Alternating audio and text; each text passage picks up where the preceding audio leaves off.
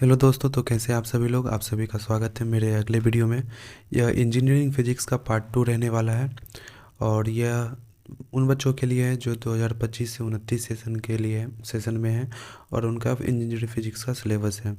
तो देखिए, मैं इससे पहले यूनिट 1 और यूनिट 6 दो यूनिट मैंने पिकअप कर लिया था पार्ट 1 में। अगर उन आप लोगों ने वह वीडियो नहीं देखा है तो उसे भी चेकआउट कर लें। वहाँ पे भी मैंने इम्पोर्टेंट क्वेश्चन आपको मैंने बताए हुए हैं। तो बिना टाइम वेस्ट किए मैं अब इस पार्ट का शुरुआत करता हूँ। देखिए, यहाँ इस वीडियो में भी मैंने 2 यूनिट पिकअप किया है।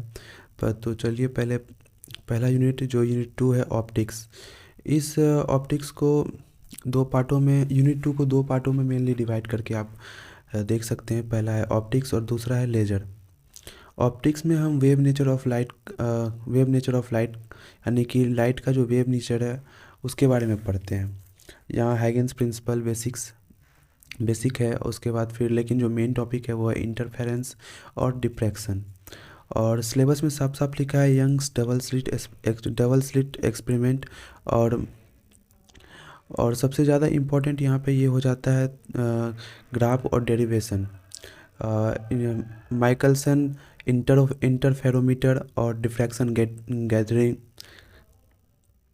ये दोनों टॉपिक्स बहुत ही इम्पोर्टेंट है ऑप्टिक्स से। उसके बाद जो दूसरा पार्ट है वो लेजर। यह उस ऑप्टिक्स की तुलना में तो आसान है और ये थ्योरेटिकल भी है। इसमें लेजर में आपको कंस्ट्रक्शन, इसका किस टाइप से लेजर का कंस्ट्रक्शन होता है, कितने टाइप के लेजर होते हैं, इसका बेसिक वर्किंग प्रिंसिपल क्या है, पॉपुलेशन इन्वर्जन आपको पता होना चाहिए। पॉपुलेशन इन्वर्जन पे तो आपको पीवाईक्यू में शॉर्ट नोट भी दिख जाएगा 7 नंबर का। तो उसके तुलना में, ऑप्टिक्स की तुलना में तो ये आसान है और स्कोरिंग भी। तो बिना कोई अब टाइम वेस्ट किए मैं आपको डायरेक्ट इसमें क्वेश्चन दिखाता हूँ। जो मैंने आपको टोटल 6 क्वेश्चन दिया है इसमें से, ऑप्टिक्स में से। जो आपको पहला क्वेश्चन है, इसमें आपको माइकलसन इंटरफेरोमीटर का कंस्ट्रक्शन वर्किंग दोनों पूछा है।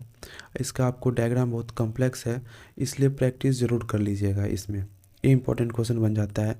दूसरा क्वेश्चन में भी यह डेरिवेशन है, 7 मार्क का आता है। इसलिए इसमें इंटेंसिटी डिस्ट्रीब्यूशन कर्व बनाना बिल्कुल भी मत भूलिएगा। और क्वेश्चन नंबर 3 और 4 वाईडीएससी और डिफ्रैक्शन ग्रेटिंग ग्रेटिंग का रिजॉल्विंग पावर, उसके बाद फार्मूला। और ये क्वेश्चन आपको वाइवा में भी पूछ सकता है। तो वाइवा और रिटन ये दोनों के लिए क्वेश्चन नंबर 3 और 4 आपको आना चाहिए। और शॉर्ट नोट हैगन्स प्रिंसिपल पे difference between interference and diffraction and wave front splitting versus amplitude splitting, ये सब आपको देख के जाना है। और जो लास्ट नंबर का क्वेश्चन है वो क्वेश्चन नंबर 6 वीवीआई है और ये पीवाईक्यू है। ये आपको पास्ट ईयर में भी आपको आपके सीनियर्स को पूछा हुआ क्वेश्चन है। तो ये सारे 6 क्वेश्चन मैंने जो ऑप्टिक्स से आपको दिया है, ये आपको एनी हाउ करके ही जाना है। तो इसमें से क्वेश्चन नंबर 7 में आप चलिए देखते हैं। ये भी वीवीआई है। क्वेश्चन नंबर 7 भी आपको कर लेने हैं। और क्वेश्चन नंबर 8 और 9 देखिए, मैंने ये पीवाईक्यू से डायरेक्ट स्क्रीनशॉट दिया है। और ये क्वेश्चन नंबर 3 है, ये रिपीटेड क्वेश्चन है न्यूटन रिंग्स पे। यह रिपीटेड क्वेश्चन है, इसलिए आपको ये कर लेना है। और ये न्यूमेरिकल, कई बार बीयू में ऐसा होता है कि न्यूमेरिकल एज इट इज़ पूछ देता है, नहीं तो बस थोड़ा सा वैल्यू डिफरेंट करता है और वही क्वेश्चन बार बार आपको पूछता है। और क्वेश्चन नंबर 9 ये one of the most important topic हो जाता है। Establish the relation between Einstein coefficients. ये आपको 7 नंबर नहीं 14 नंबर में आपको यह देखने को मिलेगा। इसमें दो क्वेश्चन आपको मतलब कि मेनली जोड़ दिया गया है। तो ये टोटल 14 नंबर का क्वेश्चन बन जाता है। तो ऑप्टिक्स में आप चलिए क्वेश्चन नंबर 10। क्वेश्चन नंबर 10 में आप देख सकते हैं जो 6 में ए और बी है, ये भी आपको इम्पोर्टेंट हो जाता है। ये भी पीवाईक्यू है, कई बार पूछा है, तो आपको ये भी क्वेश्चन कर लेने हैं।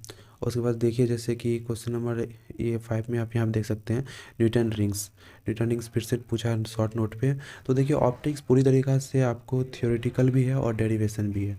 तो अगर आपको ज़्यादा टाइम लग रहा है डेरिवेशन में और ज़्यादा दिमाग खा रहा है, मतलब दिमाग ख़राब हो रहा है, तो पहले आप थ्योरी पोर्शन जो इजी है, थ्योरी पोर्शन है वो आपको कर लेने हैं। तो बिना वेट किए अब हम चलते हैं लेज़र पे। तो लेज़र में सबसे पहला जो क्वेश्चन है ये मैंने ऊपर ही आपको बता दिया है। उसके बाद जो दूसरा क्वेश्चन है, discuss the construction and working of a Ruby laser with a net diagram and draw and the explain the energy band diagram of A Ruby laser. देखो आप लोगों को रूबी लेज़र के साथ साथ एक एनडी याग लेज़र होता है, उसको शॉर्ट फॉर्म में मैं यही बुलाता हूँ। तो आपको वो भी एक बार उसका भी कंस्ट्रक्शन और उसका भी वर्किंग प्रिंसिपल तो लगभग हर एक का सेम ही होता है, आपको उसका टेंशन नहीं लेना है। लेकिन इस बार रूबी लेज़र है तो एक गैस लेज़र और एक सॉलिड स्टेट लेज़र में एनडी याग लेज़र बहुत ही इंपॉर्टेंट हो जाता है, तो आपको वो भी देख लेना है। और क्वेश्चन नंबर 3 में देखिए, defined stimulated emission of radiation population inversion. वही लेज़र का जो बेसिक प्रिंसिपल है, वर्किंग प्रिंसिपल, वही इसमें ये पूछा गया है। और एप्लीकेशन लेज़र का क्या क्या four different types of laser का जो एप्लीकेशन है वो, उसके बाद कुछ एग्जाम्पल आपको याद कर लेने हैं लेज़र के। लेज़र का आपको फुल फॉर्म याद होना चाहिए, वो भी पूछ सकता है।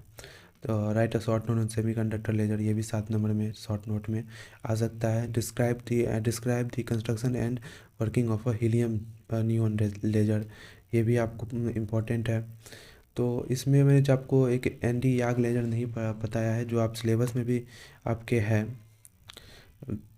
तो आपको नियोडियम करके है, वो भी आपको उसका भी कंस्ट्रक्शन वर्किंग देख लेना है।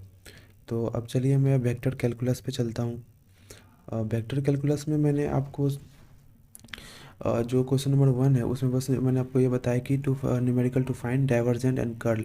देखिए आप डायरेक्ट टॉपिक सर्च करिएगा, आपको मिल जाएंगे ढेर सारे क्वेश्चन। तो आपको गजेंद्र पुरोहित सर का कुछ क्वेश्चन आपको देख लेने हैं, सेम टू सेम क्वेश्चन भी पीवाईक्यू में वहीं से आया है, मतलब उसी टाइप का आया है। तो आपको वहाँ से कुछ न्यूमेरिकल इस पर प्रैक्टिस कर लेना है। और Gauss divergence theorem, Stokes theorem, ये सब शॉर्ट नोट आते हैं, तो इसका फार्मूला आपको याद होना चाहिए। और ये आपने मैथमेटिक्स में भी शायद पढ़ा होगा, तो आपको इस यहाँ पे उतना ज़्यादा टाइम नहीं लगेगा। तो अब इलेक्ट्रोस्टैटिक्स पे जो यूनिट 4 में ही जो इलेक्ट्रोस्टैटिक्स है वेक्टर कैलकुलस के बाद, और उसमें से जो इम्पोर्टेंट क्वेश्चन बनते हैं, मैं चलिए वो थोड़ा डिस्कस कर लेता हूँ। तो सबसे पहले, state Gauss law of electrostatic derive the differential form of Gauss law.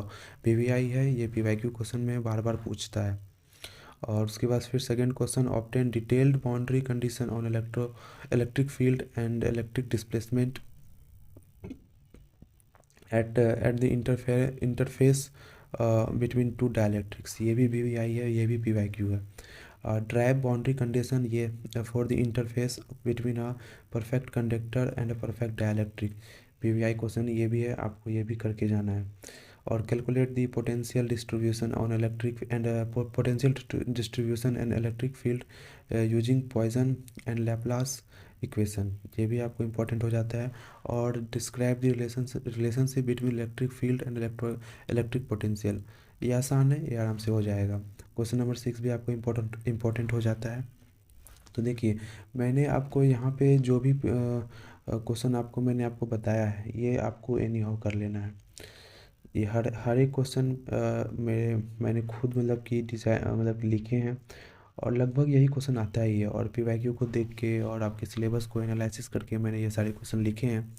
और इसमें से अधिकतर पीवाईक्यू ही है जो बार बार रिपीट होता है, बार बार रिपीट होता है। तो अगर आपने पार्ट 1 नहीं देखा है तो पार्ट 1 भी आप जरूर अवश्य देख लें। और ये पार्ट 2 हो गया, और पार्ट 3 भी इसका आज ही मैं अपलोड करूँगा। तो आपका फिजिक्स यहाँ कंप्लीट हो जाएगा। उसके बाद मैं बेसिक इलेक्ट्रिकल और इलेक्ट्रॉनिक्स के इंपॉर्टेंट टॉपिक्स और क्वेश्चन बताऊँगा। और साथ ही जो पीपीएस और केमिस्ट्री के भी रह जाते हैं, लगभग मैं जितना टॉपिक कवर कर सकता हूँ 2 से 3 दिन के अंदर मैं लगभग सारा कवर कर दूँगा, ताकि आपके पास समय रहे। और फिजिक्स में तो आपको काफ़ी समय मिल रहा है, तो आप 2 से 3 घंटे इसमें दीजिए। और साथ ही जो आईटी वर्कशॉप का पेपर है उस पर भी मैं वीडियो बहुत जल्दी लाऊंगा, वो भी थ्योरी पेपर है।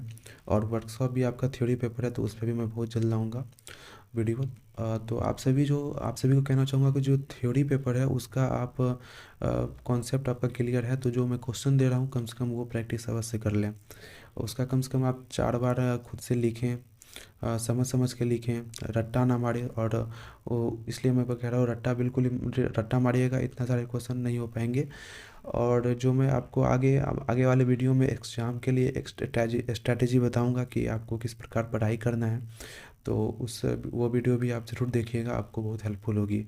वीडियो बहुत लंबी जा रही है इसलिए मैं यहाँ पे ये अपनी बातों को ख़त्म करूँगा और मैं आपके साथ बहुत ही जल्द अगला वीडियो लेके आऊँगा। और मैं आप सभी को कुछ और बातें बता दूँ कि आप सभी टेलीग्राम चैनल और व्हाट्सएप चैनल पे ज्वाइन हो जाइए, ताकि मैं जब भी तुरंत वीडियो अपलोड करूँ तो वहाँ पे मैं लिंक शेयर कर देता हूँ। और साथ ही साथ टेलीग्राम चैनल पे मैं इसका पीडीएफ, ये सारे क्वेश्चन का पीडीएफ और ऑप्टिक्स और लेज़र के नोट्स भी मैं वहाँ पे देने वाला हूँ, तो आप सभी वहाँ पे ज्वाइन हो जाइए और ताकि आप वो नोट्स के हेल्प से भी अपनी तैयारी कर सकें। तो बहुत बहुत धन्यवाद।